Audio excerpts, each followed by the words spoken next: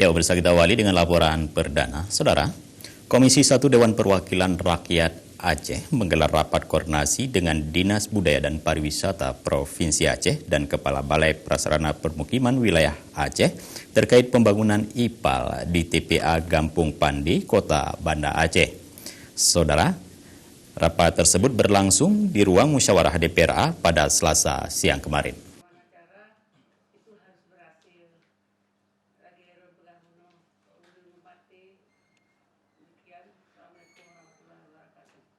Rapat koordinasi dengan Dinas Budaya dan Pariwisata Aceh dan Kepala Balai Prasarana Permukiman Wilayah Aceh terkait pembangunan IPAL di TPA Gampung Pandi, Kota Banda Aceh dipimpin langsung oleh Ketua Komisi 1 M. Yunus. M. Yunus mengatakan persoalan pembangunan instalasi pembangunan pengelolaan air limbah tersebut juga sudah ada rekomendasi dari pemerintah dari Pemerhati Cagar Budaya Aceh agar memelihara situs sejarah. Tujuan koordinasi dari pemerhati cagar budaya agar mengajak masyarakat untuk selalu memeliharanya. Komisi 1 DPRA sepakat dengan surat rekomendasi tersebut dan mengajak semua pihak untuk menjaga sejarah. Untuk kenyamanan, keamanan harus kita awasi. Lebih-lebih kita dari Komisi 1. Nah, dalam hal ini, setelah kita simpulkan, kita bukan anti terhadap pembangunan IPAL, malah itu bagaimana caranya supaya itu memang semua harus mendapat manfaat. Tapi kita sangat mengharapkan supaya yang namanya cagar budaya itu, yang namanya sejarah itu jangan dikotak-atik. Seperti disampaikan tadi, kalau bukan kita yang menghargai budaya kita, siapa lagi? Malah bahasa Aceh disampaikan, menghai urang Aceh gara-gara urang Aceh.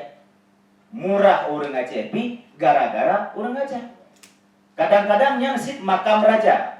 Jadi gara-gara tak pegah lagi kita yang berhubung na kepentingan bacut, nyakna masuk proyek bacut, tak pegah tetnya makam biasa. Sama dengan katanya kata pemurah makam raja ada. Sebaliknya, ya benar. Makanya lu ingat kata-kata awai, urang awai, gekeun. Di Jawa, dongeng jadi sejarah karena dicatat dan dipelihara. Di Aceh, sejarah jadi dongeng karena tidak dicatat dan dipelihara. Ini mari sama-sama, lebih-lebih ada Dinas Budaya dan Pariwisata, mari kita jaga sama-sama. Dan ketika kami konsultasi dengan Wali Nanggro, juga beliau menyuruh kami mempertahankan setiap ada sejarah yang ada di Aceh, beliau menyuruh kami untuk mempertahankan. Jangan mengkotak-katik tentang sejarah dan budaya yang ada di Aceh. Kita tidak anti pembangunan IPAL. Mungkin surat rekomendasi dari Wali Kota Banda Aceh ini sebagaimana disampaikan oleh kawan sangat bijaksana. Nah, kita pedomi ini saja.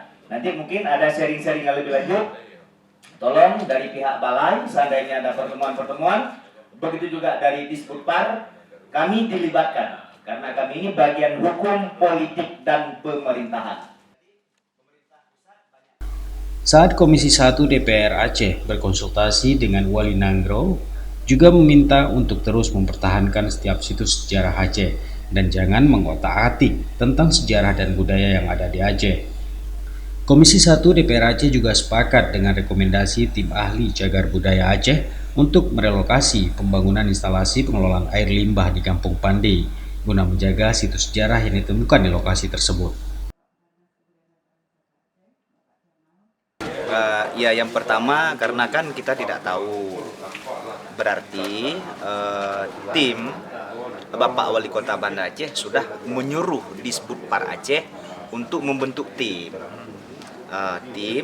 dalam hal menyelesaikan masalah IPAL.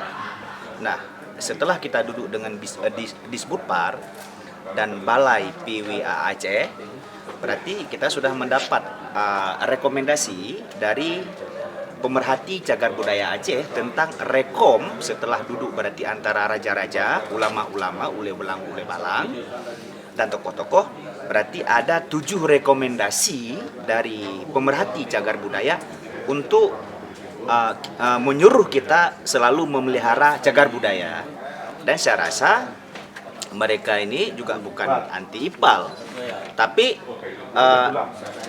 yang bangunan IPAL itu harus direlokasi supaya jangan mengganggu tentang masalah cagar budaya. Dan hasil rekomendasi kami khususnya di Komisi 1, kami sepakat dengan surat rekomendasi daripada surat wali kota dan Dinas Cagar Budaya Aceh.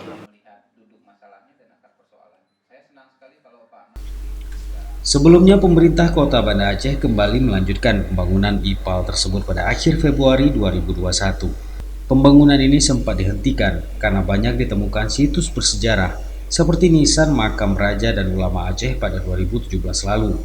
Kemudian kelanjutan pembangunan tersebut menuai kritik serta penolakan dari berbagai kalangan masyarakat Aceh, terutama warga setempat, budayawan hingga keturunan Raja Aceh. Dari Banda Aceh, Tim Liputan Aceh TV melaporkan.